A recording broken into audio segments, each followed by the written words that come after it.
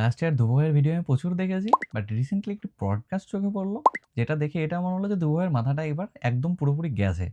সবার আগে ভিডিওটা দেখি। तो इलॉन मस्क ने पूरा डिस्ट्रॉय कर दिया है। ट्विटर कैसा पूरा था? खराब करके रख दिया है उसने। क्या क्या बकवास करते रहता है वो, जो ग्रॉक के साथ कर रहा है कि कोई भी किसी के कपड़े उतार सकता है। सेमी पॉर्न वेबसाइट बना दिया उसने ट्विटर को। इलॉन मस्क बोलता है कि मैं वो प्लेटफॉर्म को और हाँ ओपन बनाना चाहता हूँ। कई बार ट्विटर खोला ऐसा लगता है कि पॉर्न वेबसाइट एग्जैक्टली खुल गई है। हाँ, बहुत लोग हाइप अप करते हैं इलॉन को, लेकिन मुझे तो वो बंदा ठीक नहीं लगता। मेरी भी प्रॉब्लम्स है उनके साथ। आपकी क्या प्रॉब्लम्स है इलॉन मस्क? वो इतना उसने खुद से कुछ नहीं किया है। ही हैज, उसके पास पहले से पैसा था, उसने उसका इस्तेमाल करके कुछ कंपनीज में इन्वेस्ट किया, but I think he is not the talent behind Tesla और स्पेसएक्स और उसके पॉडकास्ट सुनोगे, जिस तरीके की बातें वो करता है उससे पता लग जाता है उसे कितनी नॉलेज है चीजों के बारे में, जो कि ज्यादा नहीं है। 3টে পয়েন্ট উঠে আসছে।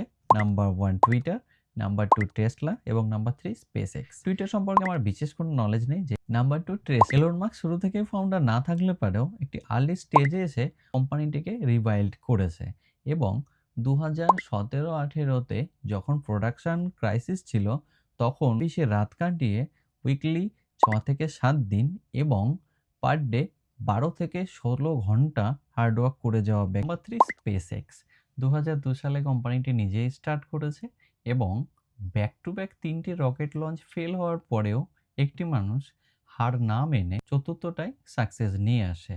রকেট ডিজাইনিং, মিশন প্ল্যানিং, এই সব কিছুতেই ডিরেক্ট ইনভলভমেন্ট এলন মাস্কের। এত কিছু করা একটি ব্যক্তি আমাদের ধ্রুব ভাইয়ের সামনে তার কিছুই মনে হচ্ছে না এবং এরকম একটা পডকাস্টে এসে সে এলন মাস্ককে নিয়ে এরকম কথাবার্তা বলছে। আমি জানি না ধ্রুব ভাইয়ের ব্রেনের কোনো রকম সমস্যা হলো নাকি, এআই ইন্ডাস্ট্রিতে আরেকটু নিজের নামটা ছড়ানোর জন্য স্ট্র্যাটেজি কাজ করাচ্ছে কিনা আমি জানি না। আপনাদের যদি কিছু জানা থাকে তাহলে আমার প্লিজ কমেন্ট বক্সে কমেন্ট করে জানাবেন।